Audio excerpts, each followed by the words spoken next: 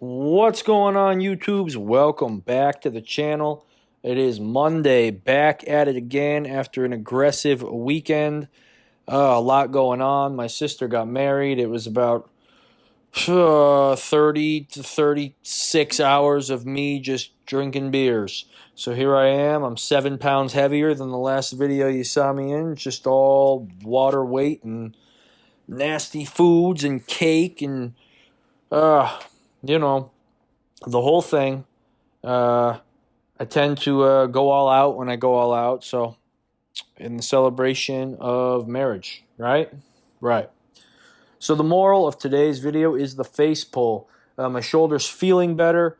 So, I'm really working on the scapular retraction, the external rotation. This is kind of a combination of the two. The goal with the face pull is to ideally get two different tricep ropes like I have here, string them all the way through so they're at their longest point, get you a good wide pulling range. The goal is to pull straight towards your nose, and it's been watching instructional on the exercise. I've never really done the exercise religiously before or with any consistency. So apparently the goal as you're pulling back towards your face, the goal is for your hands to win the race backwards. So you don't want to pull with your elbows. You want your hands to be what's driving the motion. The best grip for the face pull is kind of the underhand grip, thumbs facing you. So, the face pull.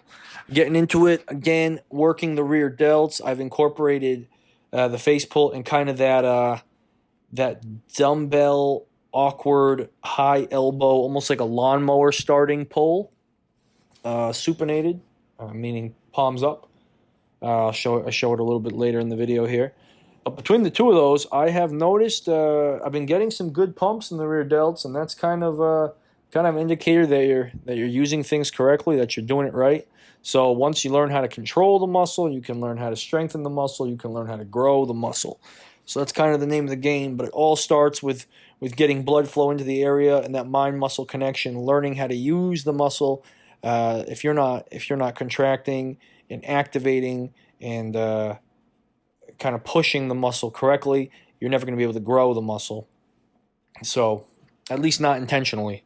So that is kind of, anytime I go and dive into learning how to use or develop a new muscle, I mean, it's all about learning the movement, connecting your brain to that muscle, doing the movement with intention, feeling the contraction, feeling the pump, feeling the blood flow to that area. That is the key. And I'm sure as many of you will notice, the muscles that you get the best contraction with, the muscles that you get the best pump out of, are the muscles that your body tends to favor. It tends to grow. It's the muscles that the body is able to utilize and prioritize to its fullest. So it's no surprise that those are the muscles that get the biggest gains quickly. So, moral of the story, I'm working on my shoulder health. I'm working on my external rotation and my scapular retraction. Again, I sit in the car at least 6 hours a day. So postural work is very important for me. Postural work is important for everyone, but especially if you spend a lot of time at a desk or in a car or in some type of compromised position.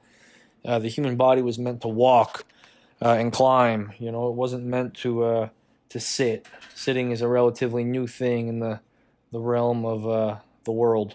So, yeah, anything you can do to combat that forward head, rounded, kind of kyphotic, nasty, shrimp-like, tech neck looking posture, do it.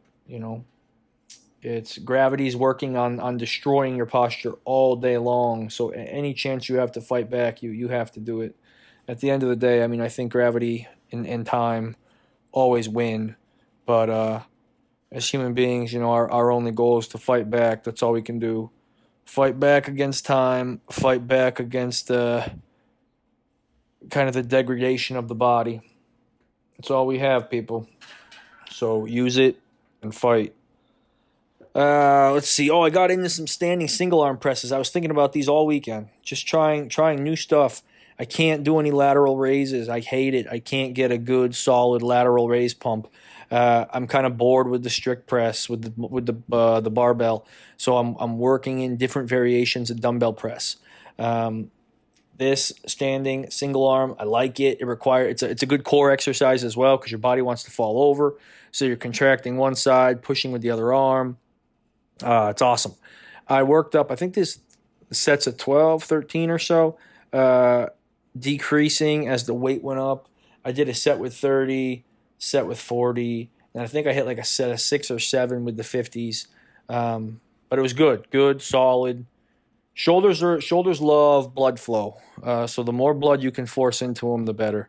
Blood flow, and for me, as long as my shoulders aren't in any type of pain, uh, high volume, uh, and high frequency, 2 to 3 times a week, for sure. These are kind of those lawnmower pulls. I think this might have been my first set, and you can see the form isn't like the muscle isn't turned on yet. I'm having trouble finding the squeeze, but as the sets go on, I kind of dial it in. I get it together. My brain figures out what exactly we're doing, what muscle it wants to, or I'm trying to get it to contract, and yeah, eventually a good pump starts to take place. I showed this from the back here as well. Um, yeah, try this. I like this the standing dumbbell press. It's a little more complex and dynamic, I guess, than the seated press. The seated press is a pretty lazy movement, in my opinion. You can kind of just chill. Your back is rested, um, and I don't know. I feel like the standing press is a little more interesting. It's a little more work. Maybe it's not as easy to isolate the shoulder as I'm thinking through this. Maybe seated, you have less to worry about, so you can go heavier, and it's a more direct work on the shoulder. And maybe the standard arm single press is a little more core, a little more balance. But I think it's good to work in both. Here we go. So these here, you can see I'm really locking that out. I'm really holding that contraction at the back. You can see that rear delt firing. My brain's figured it out here. It usually takes 2 or 3 sets for my brain to figure out what's going on. But if you compare this set to the first set, you can see a big difference. And the weight stayed the same. It was 10 pounds in both. So, hey, I'm excited. I've never really ever focused on any type of rear delt stuff. So I'm interested to see what happens. I think this is my set with the 50. Sometimes this is almost easier with 2 dumbbells. But with the single, I think I got 5 or 6. Good movement, though. I'm going to keep working it in. Tomorrow, I got to squish again. I'm going to an MLS game on Friday night. I got to squish these workouts because I'm not going to get back to like 1 or 2 on Saturday, and it's been so hot and nasty. If I wake up late on Saturday, it's going to be hot and sticky. I'm not going to want to lift. So I think I'm going to do another Monday, Tuesday, Thursday, Friday workout this week, as opposed to my how the split is designed, which is Monday, Wednesday, Friday, Saturday. But I'll move Saturday to Friday. So tomorrow is back squats. I haven't really thought about the rep range yet. I might kind of do. I had this calculator I was plugging into last week. It gave me a pretty good workout. I might do that again. I'm not sure. My back squats they haven't fallen off. I just hit a huge PR a couple weeks ago, but I guess they're not really on a program. I'm kind of winging it back squat wise. I'm trying to stay working weights 80, 70%, varying rep ranges, but yeah, they're kind of off track. I finally showed some single leg calf raises. I haven't been featuring these in any of the videos, but I've been putting them in the follow along workout plan in the description. This is kind of what I've been doing. Just sets to failure here. And I've been getting good. I think my calves are thickening up. I've never really, again, a lot of this stuff I've just never really done. Just single leg calf raises, no weight added. I don't exactly have strong calves, so single leg calf raises all the way down at the bottom, all the way up at the top. I think I've been getting 12 to 15 reps. Um, so yeah, worked in the ab wheel again. I worked it in today as a waker upper for the abs. I think I just hit a set of 15 or 12 or so just to get the abs firing, wake them up, and then I hopped on the GHD and hit some weighted sit-ups, weighted crunches. Um, Sometimes I like doing that. Just a quick waker upper movement.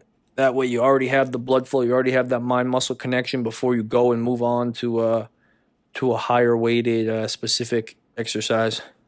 And that's what I did here today. I'm glad I remembered I had that ab wheel. I really like it.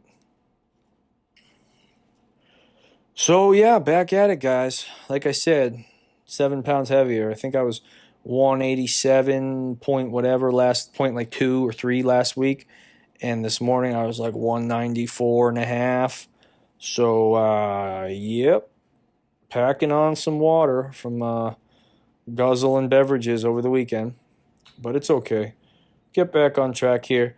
I have another wedding at the end of this month, and I have nothing to do between now and then, so I will I will lean up by that time. But all right, I will be back with you guys tomorrow. Squats, big leg day. All right, see you guys later.